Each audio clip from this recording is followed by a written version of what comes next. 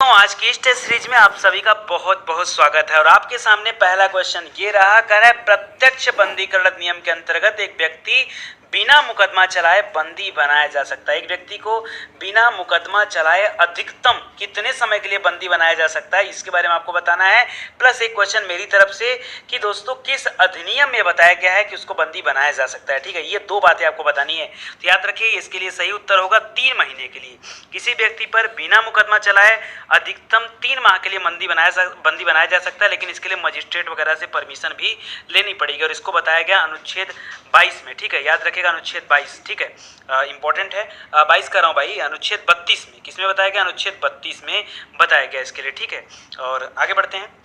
Next है करा कि निम्नलिखित में से कौन सा राज्य का नीति निर्देशक तत्व नहीं है। नीति निर्देशक तत्व भाई किसमें आता है? भाग 4 36 से लेकर के 51 के बीच में आता है। ठीक है, ठीक है, इसको याद रखिएगा। और कितने हो गए टोटल आपके? 15 अनुच्छेद इसके अंतर्गत आते हैं। और कौन सा नहीं आता है ये आपको बताना है। पहला करा कि मादक पेयों के उपभोग का निषेध करना, अल्कोहल वगैरह का निषेध करना, तो ये तो आता है, ये सही है। करा गाय और बछड़ों के वध का निरोध करना, ये भी सही है। तीसरा करा पर्यावरण का संरक्षण, ये भी सही है। चौथा करा 16 वर्ष की आयु तक के बच्चों को निःशुल्क शिक्षा, बस ये गलत कर दिया। ठीक है, 16 वर्ष तक के बच्चों को शिक्षा के लिए बारे में क्या बताया गया? 24 में 14 बताया गया। ठीक है, तो यहाँ पर याद रखिए, यहाँ पर ये नहीं होगा। 6 वर्ष की आयु के बच्चों के लिए प्रावधान किया गया यहाँ पर, तो यहाँ पर 16 की जगह 6 होना चाहिए, तो ये सही हो जाता। चौथा ऑप्शन यहाँ पर बिल्कुल गलत दिया हुआ है। आगे बढ़ते हैं। करा भारत का उपराष्ट्रपति, उसके बारे में बताना कि कौन सा कथन सत्य है, ये आपको बताना है। ठीक है, पहला दे रहा है कि भारत का द्वितीय उच्चतम प्रतिष्ठित पदाधिकारी होता है, क्योंकि पहले नंबर पे किसका नंबर आता है? राष्ट्रपति का, यानी सही है। दूसरा दे रहा है कि उपराष्ट्रपति के पास अपने पद से जुड़ा कोई औपचारिक कार्य नहीं होता, बिना काम का आदमी होता है, नहीं ऐसा नहीं है। कोई औपचारिक कार्य जरूर नहीं होता है, लेकिन वह जो है अध्यक्षता करता है किसकी? उच्च सदन की। ठीक है, तीसरा कह रहा है राष्ट्रपति की अनुपस्थिति में उसके कार्य को करता है, सही है। राष्ट्रपति के रूप में कार्य करता है यदि राष्ट्रपति त्यागपत्र दे देता है, पदच्युत किया जाता है या उसकी मृत्यु हो जाती है। तो मेरे हिसाब से यहाँ चारों ऑप्शन जो है वो बिल्कुल सही है। ठीक है, और भारत के उपराष्ट्रपति के बारे में बताया गया अनुच्छेद 66 में, इसको भी याद रखिएगा। और पदेन सभापति जो होता है उसके बारे में 64 में बताया गया है। 66 में वो उच्चतम पदाधिकारी होता है, इसके बारे में बताया गया। उच्चतम मतलब द्वितीय उच्चतम। ठीक है, आगे बढ़ते हैं। कर संसद के अधिकारियों में सम्मिलित है। किसको किसको दोस्तों संसद के अधिकारियों में सम्मिलित किया जाता है? लोकसभा अध्यक्ष को, लोकसभा के उपाध्यक्ष को, लोकसभा के महासचिव को और राज्यसभा के अध्यक्ष को। याद रखिएगा दोस्तों, यहाँ पर जो चारों दे रहा है ये चारों सत्य है, क्योंकि सभी को शामिल किया जाता है। इसके अलावा दोस्तों देखिए, दो होता है, एक राज्यसभा अधिकारी, एक लोकसभा अधिकारी। तो राज्यसभा में राज्यसभा के सभापति, उपसभापति, राज्यसभा अध्यक्ष, उसी तरह से लोकसभा में लोकसभा अध्यक्ष, लोकसभा उपाध्यक्ष और लोकसभा के महासचिव, इन सभी लोगों को शामिल किया जाता है। ठीक है, तो याद रखिए यहाँ पर सभी जो है वो सत्य हो जाएंगे।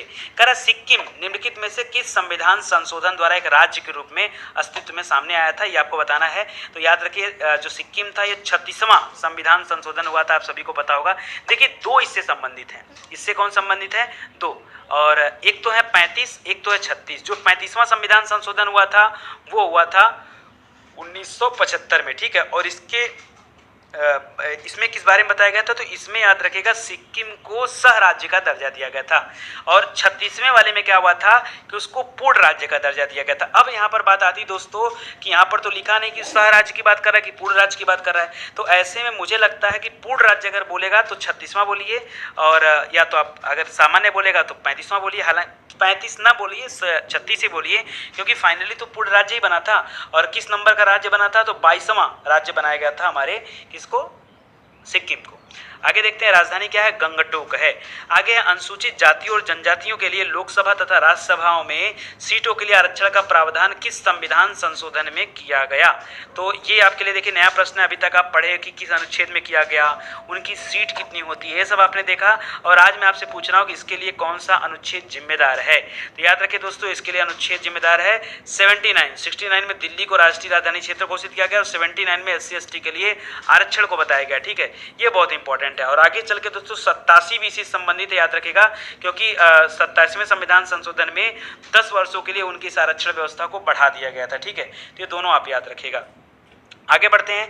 करा भारत के सर्वोच्च न्यायालय ने संविधान की मूल संरचना सिद्धांत या बुनियादी ढांचा का सिद्धांत का प्रतिपादन किया, या किस मुकदमे में यह उन्होंने प्रतिपादन किया था? करा गोलकनाथ बनाम पंजाब राज्य, सज्जन सिंह बनाम राजस्थान, केशवानंद बनाती बनाम केरल, या शंकरी प्रसाद बनाम भारत संघ।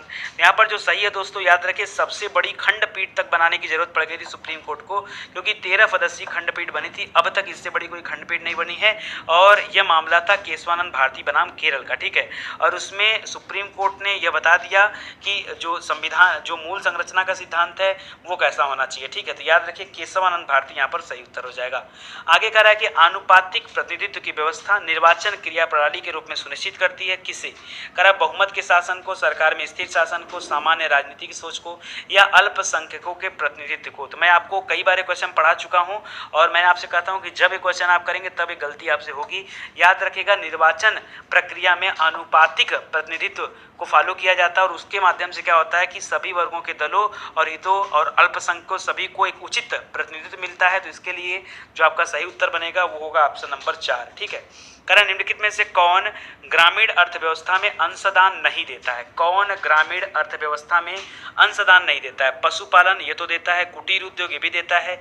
जब निजी दे दिया धन उधार, मतलब कि आप पर्सनल किसी से लोन ले रहे हो, तो उसका क्या मतलब? वो ग्रामीण अर्थव्यवस्था में बताइए कैसे वो देगा, ठीक है। तो ये गलत हो जाएगा तीसरा वाला। चौथा भी सही है, अच्छे उपकरणों की उपलब्धता, जैसे ट्यूबवेल अच्छा लग गया, या लाइट के खंभे पर अच्छे लाइट लग गए, ठीक है, अच्छे शौचालय बन गए, ये सब आता है इसमें। तो याद रखिए यहाँ पर ऑप्शन नंबर 3 जो है वो गलत हो जाएगा। आगे बढ़ते हैं। करा निम्नलिखित में से किस समिति की संस्तुतियों के आधार पर भारत में गरीबी रेखा का आकलन किया जाता है, ठीक है, गरीबी रेखा का। तो एक तो आपने देख लिया कि बहुआयामी जो होता है उसके आधार पर आप गरीबी का आकलन करते हैं, बट यहाँ पर आपसे पूछ रहा है कि किस समिति ने यह सुझाव दिया था। तो देखिए यहाँ पर लकड़वाला समिति राइट आंसर है।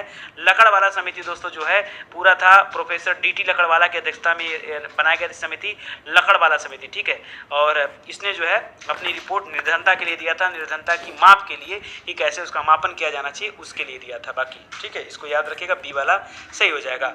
भारत में गरीबी का स्तर कायम किया जाता है इस आधार पर, किस आधार पर गरीबी का स्तर कायम किया जाता है? पहला दे रहा है कि विभिन्न प्रदेशों में प्रति व्यक्ति आय से, प्रति व्यक्ति आय नहीं, घरेलू औसत घरेलू आय से, या घरेलू उपभोक्ता के व्यय द्वारा। तो याद देखिए दोस्तों, व्यय हमेशा मैं आपको बताता हूं कि व्यय से ही आप गरीबी का आकलन कर सकते हो। और ये किसने कहा दोस्तों? ये कहा था एनएसएसओ ने, ठीक है, जो राष्ट्रीय सैम्पलिंग सर्वे ऑर्गेनाइजेशन है, नेशनल सर्वे सैम्पलिंग सर्वे ऑर्गेनाइजेशन, उसने गरीबी के आकलन के लिए प्रति व्यक्ति मासिक उपभोग व्यय को आधार मानकर चलता है, और उसके माध्यम से गरीबी आकलन किया जाता है। आगे कह रहा किसी देश की आर्थिक वृद्धि का सबसे उपयुक्त पैमाना कौन सा है? किसके माध्यम से आप जो है किसी देश का ग्रोथ रेट देख सकते हैं? तो प्रति व्यक्ति उत्पाद के हिसाब से। किसके हिसाब से? प्रति व्यक्ति उत्पाद सबसे आसान तरीका होता है ये मापने का, या उसकी स्थिति को मापने का। कह रहा कृषि उत्पादों की मांग पाई जाती है, कहाँ पर पाई जाती है, कहाँ पर नहीं, ये कैसी होती है कृषि उत्पादों की मांग, आपसे ये पूछ रहा है। कह रहा लचीली होती है, शून्य लचीली होती है, अस्थायित्वहीन होती है, अनंत लचीली होती है। तो याद रखिए दोस्तों, एक्चुअली में यह लोचहीन होती है। अब आप में तो लोचहीन का मान दे नहीं रहा नाम, ठीक है, लोचहीन तो दे नहीं रहा, तो याद रखिए यहाँ पर अस्थायित्वहीन कह सकते हो। क्योंकि होता क्या दोस्तों कि पैदावार तो अत्यधिक होती है, लेकिन किसानों को कुल लागत की तुलना में जो लाभ होता है वो बहुत कम होता है, ठीक है।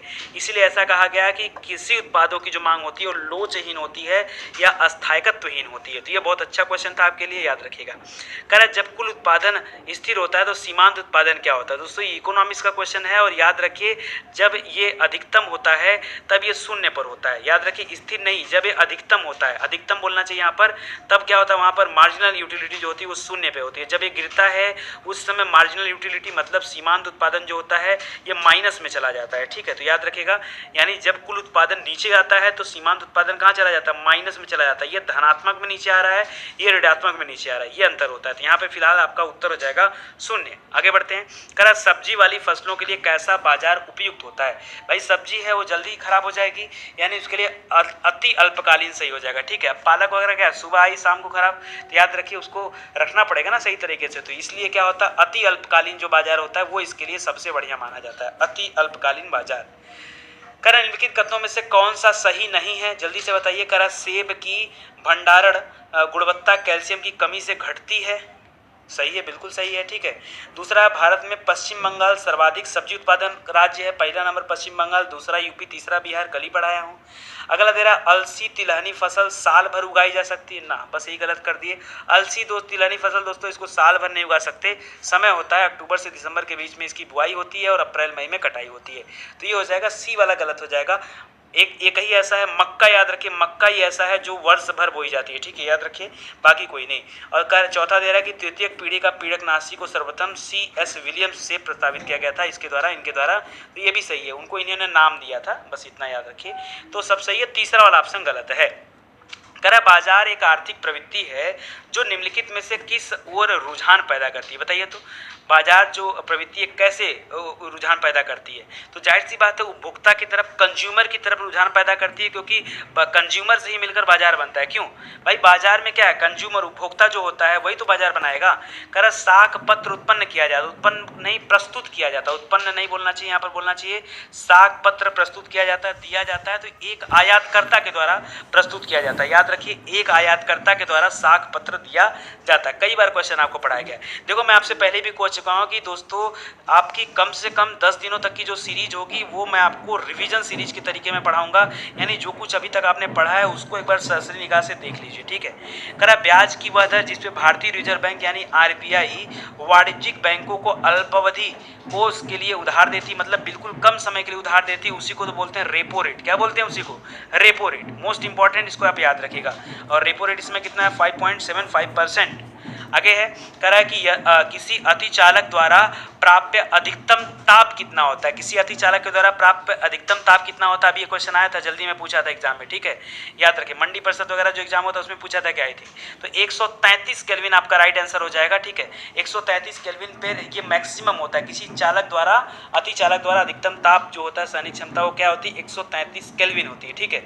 ये बहुत अच्छा होता है, इसको आप ध्यान रखिएगा। चलिए आगे देखते हैं। करा जल में वायु का एक बुलबुला कार्य करता है। जल में जो वायु का बुलबुला होता है कैसा कार्य करता है? देखिए लेंस पूछ रहा है आपसे, लेंस, ठीक है। दो यहाँ पर दर्पण दे रहा है, लेंस भी। देखिए इसमें से एक ऑप्शन आप लेंस कर लीजिए, क्योंकि अवतल दर्पण तो गलत हो जाएगा, अवतल लेंस सही होगा। आप चाहे देखिए दोनों जगह दर्पण टाइप हो गया, तो एक को आप लेंस कर लीजिए। आप याद रखिए अवतल लेंस की भांति व्यवहार करता है, ये आप याद रखिएगा, अवतल लेंस की भांति, न कि उसको कभी भी दर्पण मत करिएगा। दर्पण और लेंस में बड़ा अंतर होता है, ठीक है, इसलिए बिल्कुल आपसे गलती नहीं होनी चाहिए, अवतल लेंस के जैसा व्यवहार करेगा। करा निम्नलिखित में से एसआई यूनिटों में से कौन सा सही नहीं है? करा कार्य का मात्रक जूल होता है, सही तो है। करा बल का मात्रक न्यूटन होता है, ये भी सही है। उसके बाद करा द्रव्यमान का किलोग्राम होता है, ये भी सही है। दाब का डाइन हो रहा है, ओहो, दाब का डाइन नहीं, दाब का पास्कल होता है, डाइन नहीं होता, पास्कल होता है, पास्कल राइट उत्तर हो जाएगा, ठीक है। तो चौथा गलत है। करा ट्यूमर संसूचित करने में प्रयुक्त रेडियो समस्थानिक कौन सा है जो ट्यूमर को संसूचित करता है, बताता है ट्यूमर को? तो आर्सेनिक 74 याद रखें दोस्तों, ये ट्यूमर को संसूचित करता है, जबकि कोबाल्ट 60 जो है ये कैंसर को संसूचित करता है। सोडियम 24 जो है दोस्तों ये रक्त में कोई भी व्यतिक्रम होता है उसको करता है, ठीक है। और कार्बन 14, इससे तो किसी सामान की आयु ज्ञात की जाती है, किसी चीज की, कोई बिल्डिंग है, कोई चीज है, उससे उसको समय ज्ञात कर सकते हैं, कार्बन 14, C14 टेक्निक। करें निम्नलिखित में से किसे 1500 डिग्री सेंटीग्रेड से अधिक ताप मापन हेतु प्रयोग में लाया जाता है? करा चिकित्सा संबंधी थर्मामीटर फट जाएगा, ताप वैद्युत ये भी खराब हो जाएगा, प्लेटिनम प्रतिरोध कोई मतलब नहीं है। पायरोमीटर का इस्तेमाल करते हैं, पायरोमीटर सही है। मैं आपको पढ़ाया हूं दोस्तों कि पायरोमीटर के अंदर बहुत ज्यादा ताप सहने की क्षमता होती है, तो पायरोमीटर सही हो जाएगा, ठीक है। बाकी देखिए ये ताप देखिए सब चाहते हैं, जैसे थर्मामीटर है क्या नहीं ताप सहता है, तो ये भी है। जो चिकित्सीय थर्मामीटर है ये अधिकतम जो है याद रखिए, अगर हम फ़ारेनहाइट में बात करें तो 110 फ़ारेनहाइट, ठीक है, ये चलता है। और अगर हम प्रकाश ताप वैद्युत की बात करें तो ताप वैद्युत में भी दोस्तों इसमें लगभग 200 डिग्री सेल्सियस से लेकर के 1200 के आसपास तक चलता है। प्लेटिनम जो है ये तो कम ही रहता है, ये -200 से लेकर 1200 तक चलता है। और पायरोमीटर ये 1500 डिग्री सेल्सियस से ऊपर का तापमान मापने में काम आता है। करा क्लोरोफिल में क्या पाया जाता है? पढ़ाया हूँ आपको, जल्दी बताइए। क्लोरोफिल में क्या पाया जाता है? मैग्नीशियम होता है, उसी की वजह से पत्तियाँ क्या होती हैं? हरी दिखाई पड़ती हैं। मोस्ट इंपॉर्टेंट है, ध्यान दीजिएगा। आगे देखिए, आगे क्या देखेंगे, आपका क्वेश्चन ये भी समाप्त हो गया। 25 क्वेश्चन आजकल तो ऐसे खत्म हो जाते हैं, पता ही नहीं चलता है। ठीक है, तो याद रखिए दोस्तों, ये एक ऐसा चैनल है जहां पर आपको सभी विषयों की शिक्षा दिया जाता है, सभी विषय की डीप स्टडी कराई जाती है, प्लस जीएस टेस्ट सीरीज के माध्यम से आपका टेस्ट लिया जाता है, ताकि जो क्वेश्चन आपके एग्जाम में बनते हैं, आप लगता है मुझे ना ट्राई नहीं करते हो। आप कोई भी टेस्ट पेपर उठाओ ना, किसी एग्जाम का टेस्ट पेपर उठाओ, आपको लगेगा कि यार सब कुछ पढ़ा पढ़ाया है, आपको याद है नहीं है, लेकिन ये तो आपको विश्वास हो जाएगा कि सब कुछ पढ़ा पढ़ाया, क्योंकि क्वेश्चन कहाँ से बनेगा, जहाँ से बनता है वो मैं आपको पढ़ा रहा हूँ। ठीक है, इसको ध्यान दीजिएगा। इसी के साथ ये सीरीज समाप्त होता है। आप सभी का बहुत बहुत धन्यवाद। हाथ जोड़कर दोस्तों निवेदन है एक कि प्लीज़ हो सके तो वीडियो को शेयर करिए ज़्यादा से ज़्यादा अपने व्हाट्सएप पर, टेलीग्राम ग्रुप पर या फिर फेसबुक पर। ठीक है, प्लीज़ अगर इतना कर सकते हैं हमारे लिए तो। चलिए, आप सभी का धन्यवाद। Thank you so much.